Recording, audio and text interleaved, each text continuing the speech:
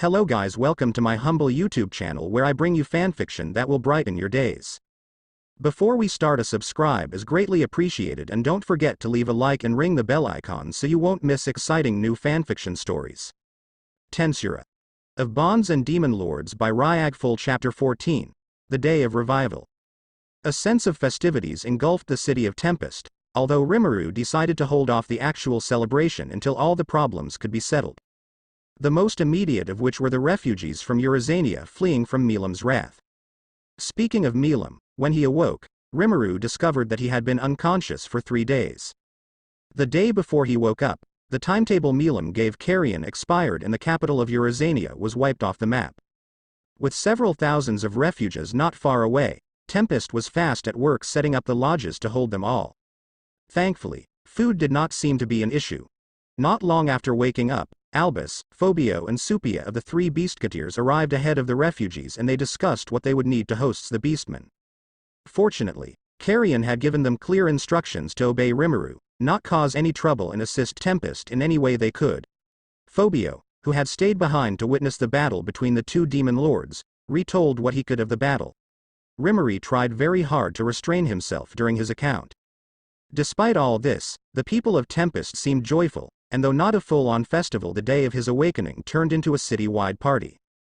Somehow, Rimuru had found himself in a delicate predicament. Namely, he was once again forced to endure Shien's cooking. It was all Benimaru's fault, the bastard. Before leaving to deal with Falmouth, he had asked the ogre to dispose of him should he return too different from how he was. To that end, they made up a password, which was that Benimaru would ask, "How is Shien's cooking?" And Rimuru had to answer, "Absolutely disgusting." Naturally, they were immediately caught by the ogress in question when they tried it, and thus, he was in his current position, staring at what by absolutely no one's standard could ever be called food. Even describing it was beyond human capability. However, he did manage to drag Benimaru along as punishment, so there was that. One bite was all it took. Even though it tasted like good food, somehow, Shien had apparently gained a special skill that made anything she cooked taste good, as part his ascension to true demon lord, but the texture and everything else made him sick. How a demon lord be sick from just some food? Even Raphael had no answer. Speaking of Raphael, it seemed Great Sage had evolved into the ultimate skill Wisdom Lord Raphael. He wasn't sure how that happened, but he decided to call it she, definitely was an improvement. "Wait, are you talking more fluently?" He had asked the skill when first awakening. Incidentally, he asked how to escape Shien's cooking. It was her idea to drag Benimaru along. "No, it's just your imagination," she replied. Well, she said it, so he decided to ignore it for now. What he could not ignore were the many worries still in his heart. Excusing himself from the party and leaving behind an unconscious, food-poisoned Benimaru, he went outside of town to think for a bit. Before he realized it, he made it beneath the tree. That tree where he talked with Shizu. And later Milam. He still wanted to leave and find her but could not. There were still many things to do, and he wasn't even sure she wanted to see him. Perhaps she left because she got bored of him and didn't want to say it, or maybe she senses something bad was coming and tried to deal with it in her own way. He just wasn't sure, and it drove him crazy. His inner storm was interrupted when he sensed an unfamiliar presence approaching from behind. When he turned around, he saw what looked like a demon with black eyes and black hair with a single red streak running through. The demon approached and bowed low. "My liege, I offer you my sincerest congratulation on your ascension to Demon Lord," he said in a soft, sophisticated voice. Rimuru had to search his memories for a second before he gave up. "Sorry. Who are you?" he asked. Hearing that, the demon looked like he had been stabbed through the heart. "Why you jest?" the demon said, sounding like he was fighting back tears, all traces of sophistication gone.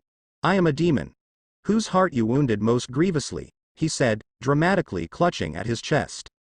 "Okay, who's this weirdo?" he wondered. "Master," Ranga said, poking out of his shadow. "This is one of the demons you summoned at the Falmouth camp," the wolf helpfully informed. "Oh, faithful Ranga." The demon beamed. Rimuru tried to recall, and this time he remembered. "Oh, that guy," he said. "Yeah.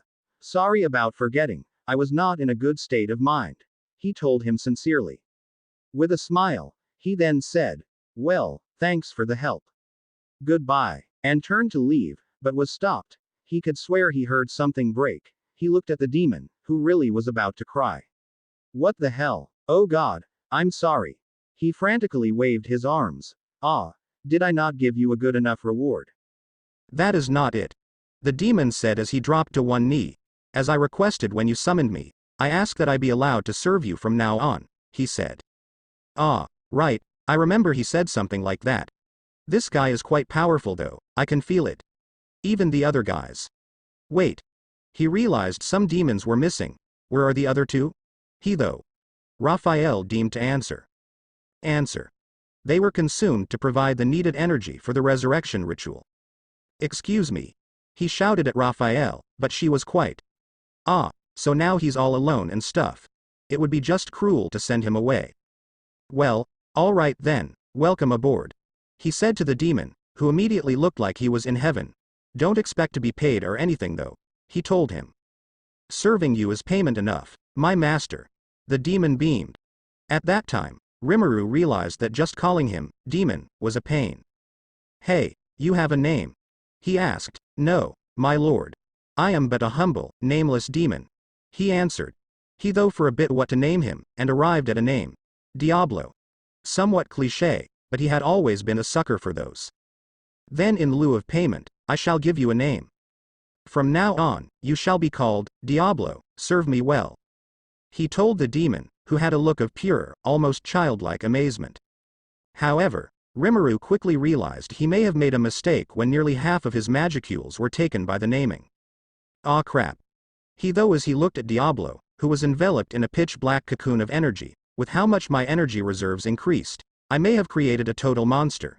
He looked on at the cocoon with a sense of uneasiness. A few moments later, the evolved demon emerged from the cocoon, looking mostly the same. Except he was wearing a butler uniform. Okay. He no longer questioned anything. My master. The demon butler Diablo said with a bow, I will honor and serve you faithfully for as long as I exist. Yeah. Thanks. He told him. Deciding the situation had been resolved mostly satisfactory, he turned around and sighed, looking off into the distance. Both Diablo and Ranga remained nearby, watching him in respectful silence as he continued to contemplate. After a while, Diablo decided to break the silence. My lord. He said with concern in his voice, are you concerned with something? Please, if I may assist in even the tiniest way. Rimuru cast a curious glance at the demon. He seemed sincere and trustworthy enough, so on a whim decided to fill him in. Ah, I got a crap ton of things that concern me. He said exasperated. Falmouth is still out there, along with the Holy Church. Demon Lord Clayman may still be plotting. We have a wave of refugees from Eurazania to deal with and something else. He finished with a sad look in his eyes. More personal, he said. Master, is it about Lady Milam? Ranga asked. Rimuru looked at him, surprised that he would bring it up. Demon Lord Milam? Diablo asked with alarm. Where does she fit into your problems, my lord? Rimuru was about to say she destroyed Eurazania, but Ranga seemed to have other ideas. Why, Lady Milam is Lord Rimuru's chosen mate, of course. The wolf cheerfully informed the demon. Rimuru could feel his face heat up. He was sure that if he had blood, every drop of it would have gone to his face. Diablo had a confused look as Rimuru protested. Ho! Hold up Ranga! Rimuru shouted in a panic, Don't call her my mate, that's weird. Unfortunately, the wolf did not seem to get the point. Oh, my apologies. Girlfriend, was the human term, was it not? Ranga innocently asked, oblivious of his master's state. Ah. Rimuru wanted to say something, anything, but his mind stopped working properly. He hid his face with his hands, avoiding any eye contact. I see. Diablo eventually said, to think. You are even greater than my meager imagination could fathom. He said with reverence. Rimuru looked at him confused through his fingers, whining over even the heart of the destroyer herself. Your greatness must know no limits, and dropped to one knee again. Rimuru wanted to smash his head hard against the tree and cry. Ah, screw it. He said finally, leaning against the tree, yes, me and Milam are together. And frankly, she's my biggest worry right now. He told the demon who was now listening intently. I wanted to just fly off and find her right then and there when I found out what she did, but He looked away into the distance. I still can't. And it's driving me nuts, he said as he grappled his head in frustration. Then, my lord. May I offer you my full, unwavering help? Diablo said with much more seriousness than before. Perhaps if you entrust one of the other issues to me, you may focus on your attention on dealing with your beloved, he said. Rimuru blushed at his description, but he had to agree it sounded like a good idea. At the moment, Diablo was probably his most powerful follower. The question was if he could be trusted to handle anything with care. Well, I guess I could entrust Falmouth to you. But that leaves the other issues, like the Western Holy Church. However, he did not need concern himself with that. Notice. The matter of the church is of no concern now, Raphael informed. Sensing his confusion, she continued. Thanks to the evolution of Great Sage to Raphael, my computational power has increased by several orders of magnitude. Report. Analysis of unlimited imprisonment as completed. It is now possible to release individual Veldora Tempest. Say. Again? Raphael helpfully reiterated what she had previously stated. After a few moments, he mentally cackled to himself. Heh heh heh heh heh heh. I see. It's been a long time, Veldora. Though this would take even longer, but Raphael evolving really sped things up. With delight.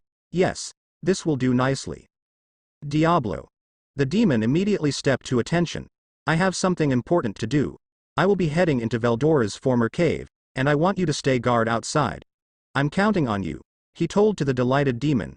No one must, for any reason, enter after me until I return, he ordered. Yes, my lord. It shall be done, Diablo answered. Before that, Zoe. The ogre immediately appeared out of thin air, kneeling. Before Rimuru could say anything though. I will investigate Demon Lord Clayman at once, he said, then vanished again.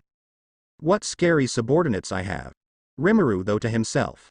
Some time later, he arrived in the depths of Veldora's cave, near the lake where he had met the dragon.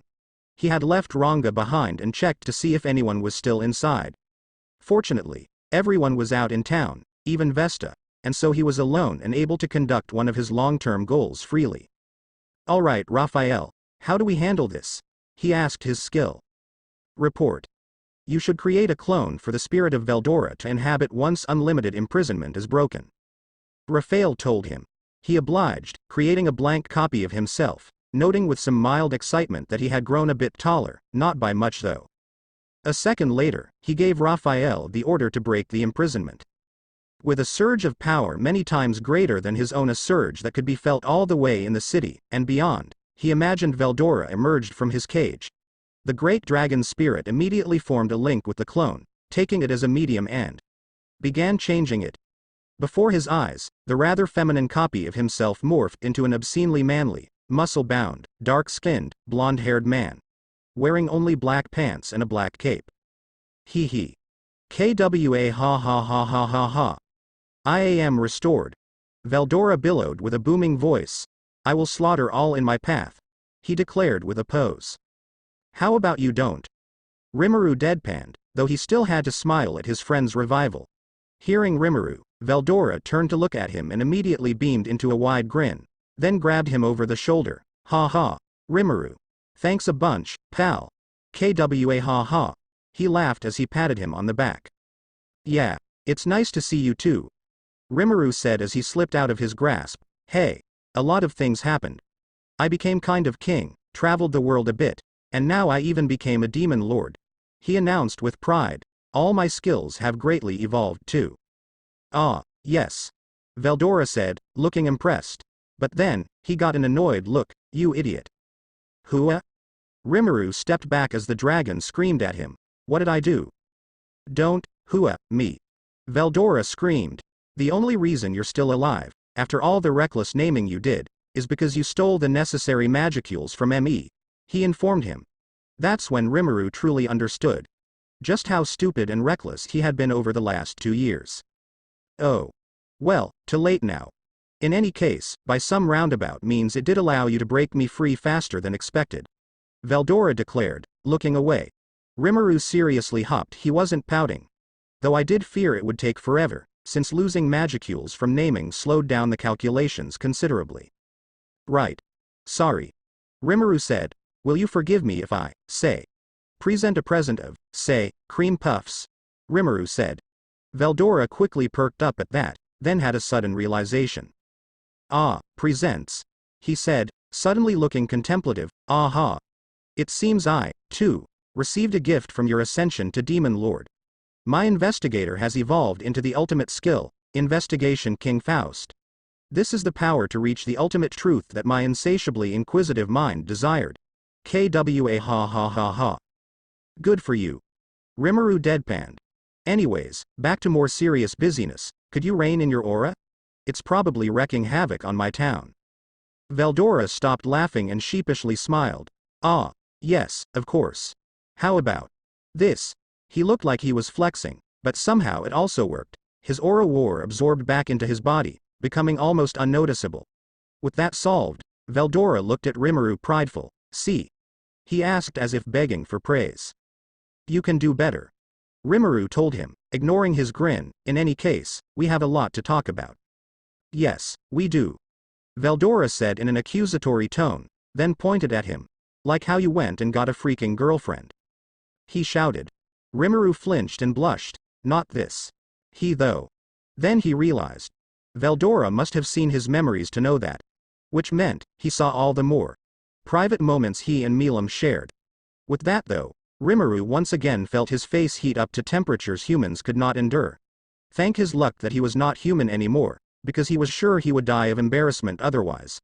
Actually, dying seemed like a preferable thing right at that moment.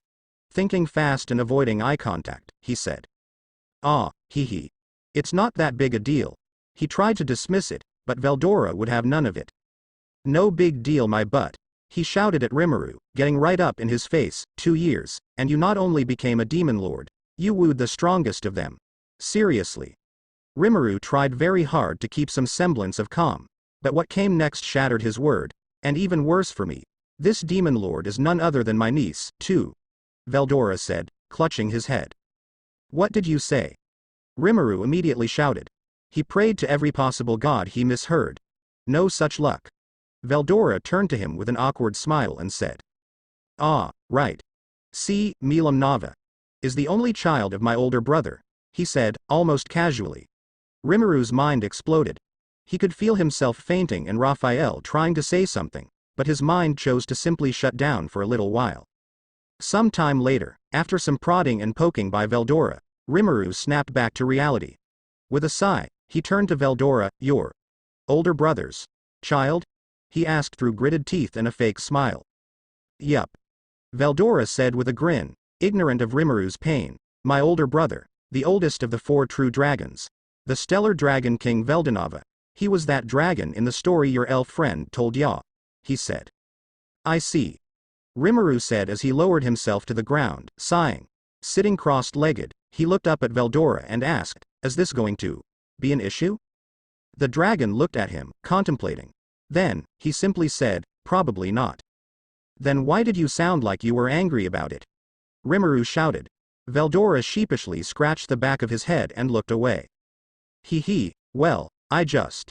Her dad, and my sisters, explicitly told me to stay the heck away from her, you see. They said I'd be a bad influence on her. Or something. He grumbled, emphasizing bad influence with some disgust. Rimuru had no sympathy. Actually. Crap. He said in realization, being related to you explains so much about her. He said. Veldora looked down, offended, but Rimuru ignored him and continued, like how obscenely powerful she is. He looked Veldora up and down, or her choice of clothing. Very funny.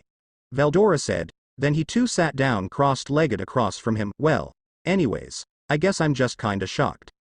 I never met her before. She's not what I expected. As Rimuru looked at him in curiosity, he continued, I heard she was kinda of a brat that just destroyed everything in her path. But she wasn't. She seemed lonely. He said, lowering his head in what Rimuru though was shame, but it was quickly replaced by a playful grin. Whatever. I wish you guys the best. But, he said as he pointed a fist at Rimuru, don't go forgetting about your first friend in this world, yeah?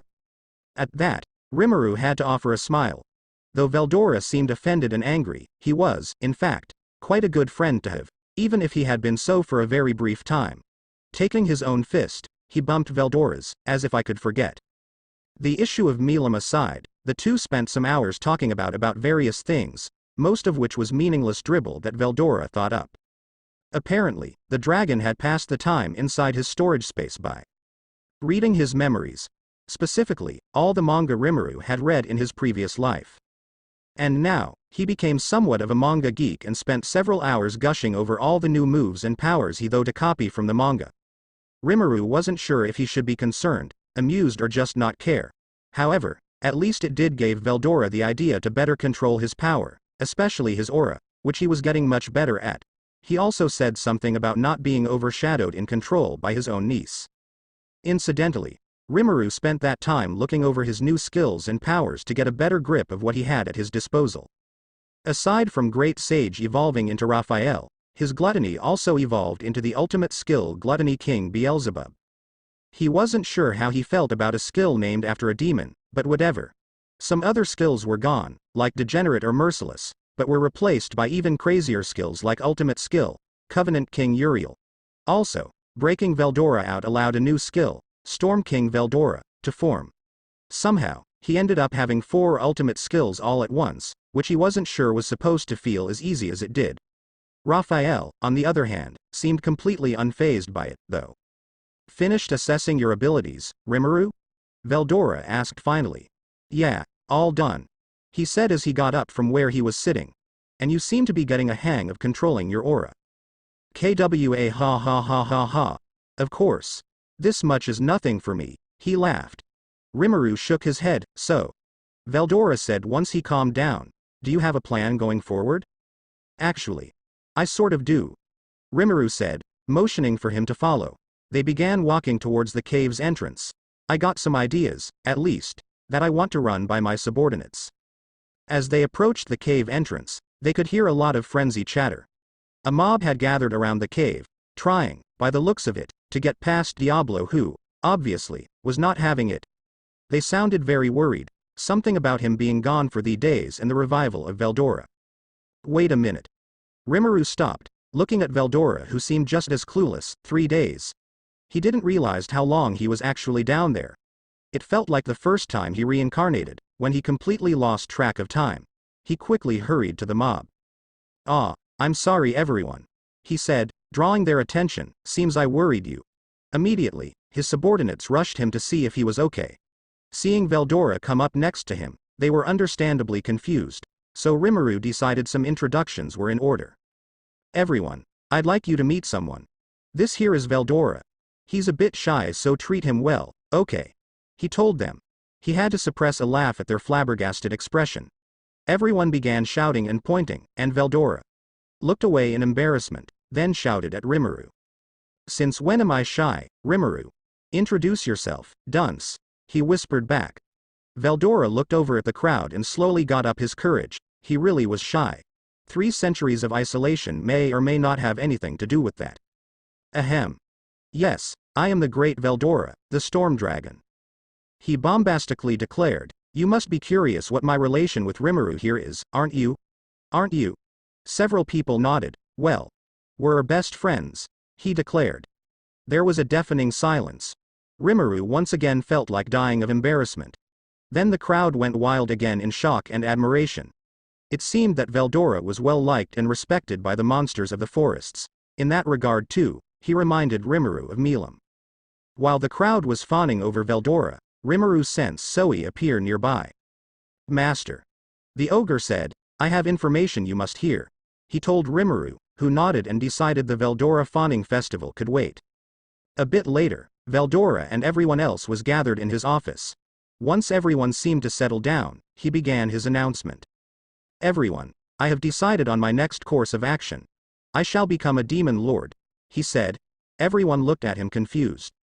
But, aren't you already one? Xian asked. I ascended as a true demon lord, yes. But that is in terms of power. No, I mean something else, he declared. The people assembled looked to contemplate his words. What I intend is to declare myself a demon lord and become one in title as well. I see. Shuna said, you want the other demon lords to acknowledge you as their equal. Her words make everyone realize his intention, and they all nodded in agreement. So do you intend to pick a fight with them? Kaijin asked, because that's what usually happens when someone declares themselves a demon lord. Yes, I do. He confirmed with determination, more specifically, one of them. Clayman. He said the name with venom. He is the one behind this entire thing, I know it. The Orc Lord, Falmouth. I suspect even Milam was made to do what she did by that bastard. He said the last one through gritted teeth. Everyone in the room but the beastmen, Mulan and the humans understood his apparent anger when he mentioned Milam. They too had grown very fond of the demon lord, and hearing she may be manipulated by Clayman struck a chord. Not to mention she was their master's girlfriend, which meant they respected her immensely, even if some may not admit it, no offense. He said, looking at Albus and the other beastmen. None taken, sir. Albus said with a small smile, we do not hold a grudge against Lady Milam. Especially since you are probably right and Clayman made her do it. Phobio interjected, I'm sure of it too. I didn't make out the whole thing, but I heard Master Carrier say that she was acting weird. And that's not all. Sufia said, the fact that Phobio got away when Demon Lord Frey was there just doesn't feel right. Harpies have some of the best eyesight in world. No way she didn't saw him. Why let him get away? She asked. Indeed, Albus said, right now, I think we are all in agreement that the true enemy is Demon Lord Clayman. So, if you do intend to fight him, we have a request of you, Sir Rimuru. As she said that, the three approached him bowed, allow us to join. We are at your service, they said in unison. Rimuru took a few seconds to consider.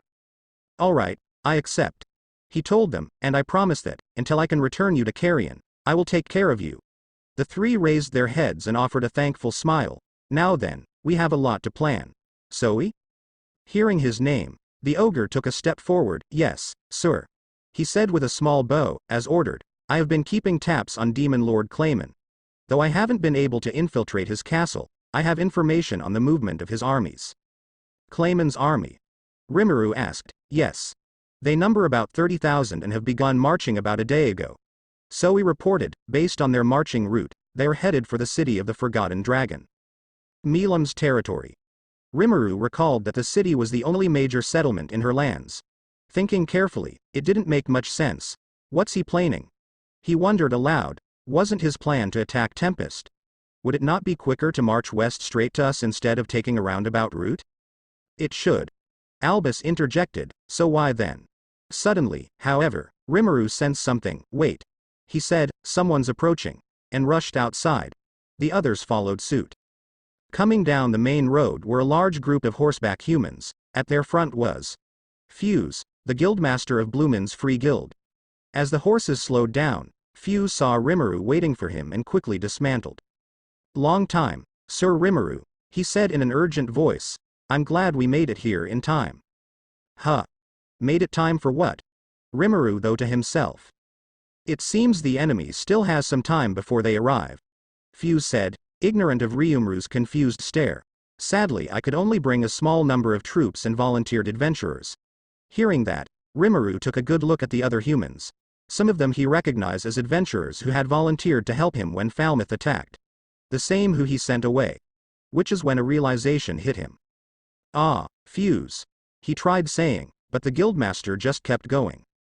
No worries. We are here in accordance with your treaty with Bloomend. Things may look dire, but we have some experience in fighting forces larger than ourselves. He boasted. If we play our cards right, we could. He stopped to look around a bit, confused. Hey. Why aren't you guys more concerned about this? There's an army marching on you guys, you know? He asked. Rimuru had to struggle to offer his most sincere smile instead of laughing at Fuse's confused look. Ah, about that. They're gone. Seeing Fuse was no less confused, he continued. The army from Falmouth, I mean. It's gone. He tried to say it as casually as he could. After a few seconds, Fuse finally processed his words. What do you mean, they're gone? He shouted. According to Mjolnir, it's been less than 2 weeks since Falmouth declared war. How could? What do? Rimuru struggled to maintain the smile. Ah, listen, Fusey. However, his attempt to explain himself was interrupted. Notice. 30 mounted Pegasus knights led by King Gazel Dwargo approaching. Raphael suddenly said. Rimuru turned to look north, temporarily ignoring Fuse, and saw the distant figures of the flying horses. one after the other. He thought to himself, "Hey, Raphael, how about you only inform me of dangerous entities?" "Understood," Raphael said. A few seconds later, Gazel landed ahead of his troops and approached Rimuru. "Been a while, Rimuru," he said. "So I heard you became a demon lord," he said casually. "Ah, yeah, a lot of things happened," Rimuru said with yet another forced smile. He didn't even try to act surprised that Gazel found out. However, he heard Fuse say, "Demon Lord. What demon lord?" He looked like his brain had a hard time trying to comprehend. He began to tremble. Seeing him tremble, Rimuru said, "Ah, it's a lot to explain," he said, rubbing his head. "Sir Rimuru," Fuse said as he calmed down a bit, "please, do explain.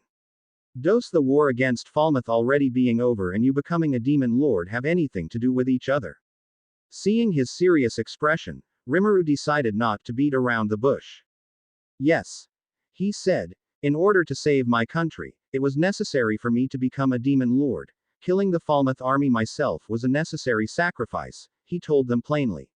"I had to kill them," he tried saying, but Gazel suddenly interjected. "Wait, Rimuru, do you know the reason why the Falmouth army suddenly vanished? During their march, they suddenly went missing in action," he asked. Rimuru looked at him confused. What is he saying? He thought to himself. "Yes, I heard that too from Vesta's report," one of Gazel's people said as he stepped off his horse. "He said that the forces of Falmouth vanished abruptly without a trace," he said as he locked eyes with the king. Looking between the two dwarves, Rimuru suddenly had a realization. "Ah, I see, they're trying to conceal the fact that I massacred an army of 20,000. Someone who was capable of such destruction, comparable to nuclear weapons," he thought to himself. Having someone like that as the leader of a nation of monsters, who were already feared, might make things even worse for Tempest. Realizing that, Rimuru decided that it would be best to play along. He turned to Fuse and faked the biggest smile he could. "Ah, Fusey. It seems that Falmouth's army went missing. And lied shamelessly." Fuse did not look impressed. In fact, he looked downright angry, but after taking a second to breath he said. "I see. I must be exhausted after the march here. So the enemy has gone missing." He said the words through gritted teeth. "Okay, that's the story. But I want to be allowed to join your meeting." "Of course. But, he wanted to say that he would like to alter some of the memories of Fuse's men. It wouldn't do to have them accidentally spread the truth. However, once again, he was interrupted. Well, a new voice he didn't recognize said. He turned around and saw a group of strangers approaching. Leading them was the man who spoke, a blonde-haired man with expensive-looking robes and an air of nobility. However, he wasn't talking to Rimuru. "If it isn't the monarch who enjoys hiding away in his cave," he said as he looked at Gazel with an amused expression, "to think a coward like you would side with a demon lord. What the hell?" Rimuru though looking at the man. "Raphael. Report. No hostilities was detected, therefore no report was issued," Raphael said. "Ah, right. My bad." Rimuru's thoughts were then interrupted by Gazel.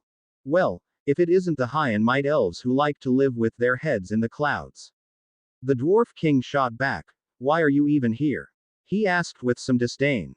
Trying to make sense of the situation, he saw Soka approaching from behind the new group.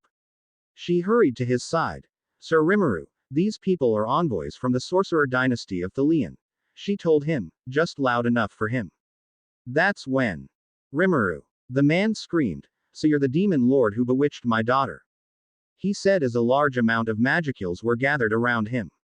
A magical array formed in front of him, preparing for an attack. "Fought." Rimuru screamed in panic, wondering what the man was on about and what to do with the attack. However, someone came from behind the man and smacked him over the head. As he fell to the ground clutching his head, the array vanished. "Papa, what are you doing? Why did you come here?" Ellen screamed at the man, who suddenly perked up and stood straight. "Ah, ha, I came to save you, of course, my beloved daughter," he told her with a smile. She didn't seem to buy it, looking at him disappointingly. Rimuru watched the scene, hell-bent to not get dragged into whatever was going on. As always, way too overprotective, he could hear Gazel mutter from the side. Sorry about that. It's just, I heard my daughter was kidnapped by a demon lord, but it seems it isn't the case.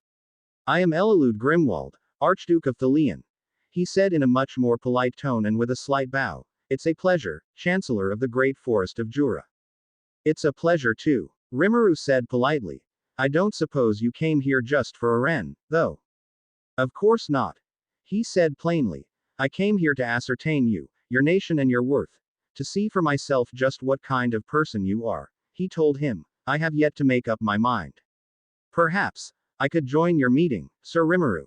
Rimuru stopped to think for a few moments, then said, of course. I will have an appropriate place prepared. And with that, he ordered his people to start preparing a place for their ad hoc meeting.